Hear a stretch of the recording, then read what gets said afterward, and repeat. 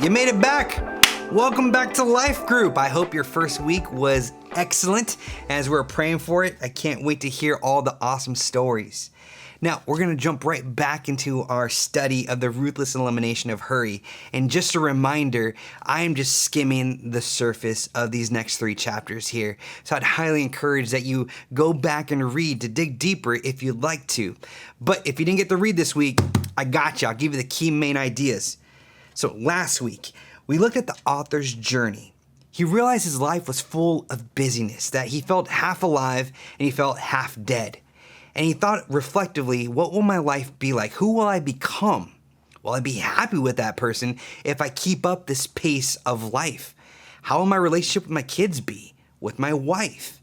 But most importantly, how will my devotion, how will my relationship be with God? We also talked about the beauty of Jesus' divine invitation for believers to be disciples, or as John Mark calls them, apprentices, to learn from Jesus here and now, to become the person he desires us to be. You see, in chapters 1 through 3, Comer points out one of the biggest hurdles that stands in our way of true apprenticeship to Jesus. And you know what's funny? Not haha, but like funny, okay. It's not doubt and it's not weakness. What's the biggest barrier in our way? It's the constant pull of hurry. Now, before we dive in, let me ask you a couple questions here. Where do you see hurry showing up in your own life? Does it feel like a season, or does it feel like an ocean that you're continually drowning? You're like, when will this end? Well, you see, in chapter 1, John Mark Comer tells you right away how he views hurry. In the very title of his first chapter, he gives away his answer. He says this: hurry, the great enemy of spiritual life. Why? Well, he quoted Corrie ten Boom. She said, if the devil can't make you sin, he'll make you busy. And commenting on her quote, he says this: there's truth in that.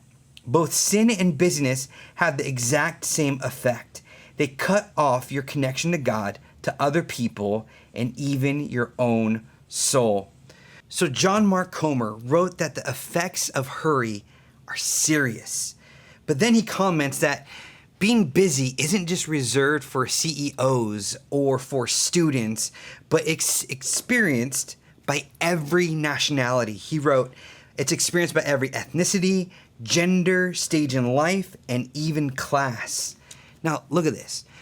Being busy is not completely bad. It can mean that we're giving our time to what matters. Think of a new mom and new dad with a newborn baby, right? Like, oh, I'm so busy with the baby. That's not bad. That's normal, okay? See, the problem comes when we're overloaded and when the only way to keep up is to hurry. That's when our soul starts to suffer. So the author makes the case of why hurry is not bad, but he listed it as an enemy to yourself, to others, and ultimately to your spiritual life. He wrote, do you see what's at stake here? It's not just our emotional health that is under threat, as if that's not enough. We move so fast through life that we're stressed out, on edge, quick to snap at our spouses or kids. Sure, that's true, but even more terrifying, our spiritual lives hang in the balance. So if the concept of hurry is this dangerous to be considered an enemy of our souls, how did we even get here? Well, in chapter 2, John Mark, he traces the problem back through history, and this is so awesome. You should totally check out this chapter, showing how inventions that were meant to help save humanity time, to be more efficient, has actually trained us to live at a frantic pace. Here's some honorable mentions. You're going to love it. You see, back in 200 BC, he wrote about the invention of the Roman sundial, how they're able to finally tell time in a way. But then in 1370, the first public clock was displayed in Germany. Now, before this, the rhythm of a person's day went with the sun. That if the sun comes up, so are you. And when the sun goes down, time for bed. And so with the clock, now a person had the first time to work from 9 to 5. I love this quote. He said this, "When the sun set our rhythms of work and rest, it did so under the control of God, but the clock is under the control of the employer, a far more demanding master." Oh, I think I heard a couple amens. Okay. But then in 1879, Edison invented the light bulb, and it made it possible for people to stay up past sunset. Comer remarked that before this invention, guess what? People slept for an average of 11 hours. Collective eye roll. Am I right? Okay. So more inventions were created that were meant to help save humanity time. From the printing press to planes, trains, and automobiles. So with all this new time now, even the refrigerator, right? With all this time, we don't have to hunt our food. What did we do with our time? Comer says, we spent it on other things. He continued, our culture never seemed to slow down long enough to ask, what will this new pace of life do to our souls? But then fast forward through history, the internet happened, right? Al Gore said, I'm going to invent it. Just kidding. Okay. But then combined in 2007 with the release of the iPhone.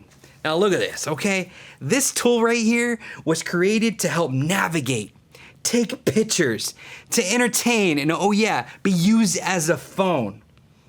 But then it started to monopolize people's time and attention. Notifications start popping up, endless scrolling. It's called now doom scrolling. Instant access to entertainment or news. It keeps us on all the time. That this doesn't just occupy our minutes, but it reshapes our hearts and minds, making us restless, distracted, and unable to be still. So Comer mentioned a really cool few studies. He said this. By the time that he wrote this book, he said, how much an average person touches their phone is about 2,617 times a day, just touching their phone. That's it. But then he said, people spend about 2.5 hours on their phone at the time that he wrote the book. Now, I did a little bit more research. I said, okay, what's the average time that people spend on their phones in 2025? And look what I got. In the US, many people spend 5 hours and 16 minutes per day on their phones. Now, mix that with TV, internet, and your phone. The worldwide average is this, 6 hours and 38 minutes in total per day. All the studies conclude that we have used the time that we were given with the advancement of technology. We don't have to hunt. We don't have to store food. We don't have to farm food. I don't, right? What do we do with that? Doom scroll. What do we do with that? Entertain ourselves? We're not really efficient with it. In exchange, we have given up our time, our focus, in some cases, our self-worth. I didn't get a like on my picture. I didn't get a like on that posting. Man, I'm no good. I'm not smart as other people, or comparing yourself to other people on Instagram. But also, it's in fact impacted our thinking capacity. He wrote this, the problem is, even if we realize and admit that we have a digital addiction, it's an addiction. Our willpower doesn't stand a chance against the like button. Are you feeling guilty? Good. Kind of. There's grace. This is just pointing out some areas in our lives. So stick with me. So what began as tools to help save us time has enslaved our time. Instead of giving us margin, they have filled us with restlessness. And that's what Comer names in chapter 3. He says this, you may, especially with all these digital addictions, you may have hurry sickness. It's not just busyness anymore. It's a condition of the soul. So in chapter 3, check out pages 48 through 52, where he lists the symptoms that can reveal if you have hurry sickness. I'm going to go over it real quick, but let's see if you have it. Ready? Here we go. Number 1, irritability. You get mad or annoyed too easily. Maybe you didn't get enough sleep. Why? Because you're playing video games all night. Why? Because you're binge watching Netflix. Why? You could fill in the blank. You're just so irritable all the time. Number 2, hypersensitivity. Oh, it's a big one. A minor comment hurts your feelings. Oh man, I posted something on Facebook. Oh man, I posted and someone disagreed with me. Oh my gosh, I gotta unfriend them all, right? Okay. A complaint in the form of an email or a comment can ruin your day. Minor things become major annoyances. Number 3, restlessness. When you try to slow down, you can't relax, right? You try to read, it's too boring. You try to slow down your thoughts and you try to focus on Jesus, but you just can't focus. But this is what you can do though, right? You can multitask. You can watch TV while you're scrolling on your phone and you're folding laundry at the same time. But you can't slow down. Restlessness. Number 4, workaholism. Whew, okay. Non-stop activity. You just can't stop. Your drug of choice is accomplishment. You work so hard that by the end of the day, you have nothing left to give to your family except the scraps that you have remaining. Number 5, you may have hurry sickness if you have emotional numbness. You have no capacity for anyone's pain, and you live in a constant fog. Number 6, you have out of order priorities. You're disconnected from your calling and from your identity. You're too busy, but never completing something because something else always comes up that takes priority. I'm always trying to play catch up. I'm always trying to get things done. I'm never able to finish. Oh, this is a big one. Lack of care of your body. You just don't have the time. I don't have the time to cook a healthy meal. I don't have time to go to the grocery store and get a healthy meal, right? You're too busy. And so you live off the 4 horsemen. Oh, I know. Once again, I feel like I'm talking to myself. Ready? The 4 horsemen. Caffeine, sugar, processed carbs, not me, but whoever, right? And alcohol. The 4 horsemen. Escapist behaviors. You're too tired to do activities that actually bring life. Instead of studying and digging deeper, you turn to distraction of choice, whether it be overeating, overdrinking, binge watching, anything just to escape. Number 9, slippage of spiritual disciplines. You're too tired. You're too busy, no energy to read the Bible or pray. And you just say this, if I just read, I'm going to fall asleep. If I pray, I'm out. If I lay down sleeping, I just knock out, right? Okay. And number 10, this is how you know you have hurry sickness. Isolation. You feel disconnected to God. You feel so disconnected to others. And you feel so disconnected to your very own soul. Now, I don't know about you, but I definitely see a lot of these symptoms in my life. The goal of this exercise isn't to shame us, but to show us the warning lights that are flashing. Comer said this, hurry is a threat not only to our emotional health, but to our spiritual lives as well. Others would use stronger language saying that it's violent. He continues on, he says this, hurry kills relationships. Love takes time. Hurry doesn't have it. It kills joy, gratitude, and appreciation. People in a rush don't have time to enter the goodness of the moment. It kills wisdom. Wisdom is down in the quiet, the slow. Hurry kills what we hold dear. Spirituality, health, marriage, family, thoughtful work, creativity, generosity. Hurry is a sociopathic predator loose in our society.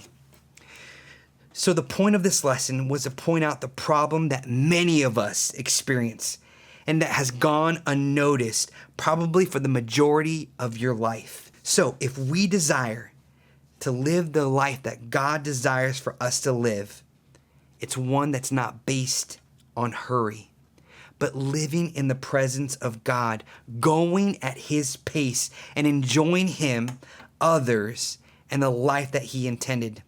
He said this in Psalm 46, verse 10, be still and know that I am God. So what's the solution? I love it. On page 19, he quoted Dallas Willard and he said this: you must ruthlessly eliminate hurry from your life.